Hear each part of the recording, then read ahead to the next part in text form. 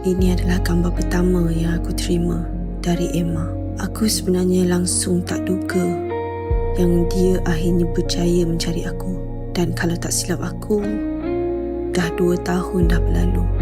And I guess after 2 years, Emma dah semakin pulih. Yalah, kalau dia belum pulih, kenapa tiba-tiba dia hantar gambar ni pada aku?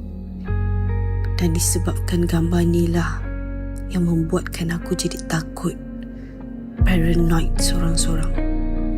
Aku paranoid kalau satu hari nanti dia tahu yang anak yang disangka dah mati tu sebenarnya hidup lagi. Aku harap sangat Mama Zara tak bagi tahu dekat dia yang Omar masih hidup. Sebab aku takut kalau Emma tuntut semula anak yang dia pernah cuba bunuh dulu. Maafkan aku, Emma. Disebabkan gambar ni lah aku terpaksa berpindah dan tukar tempat kerja berkali-kali.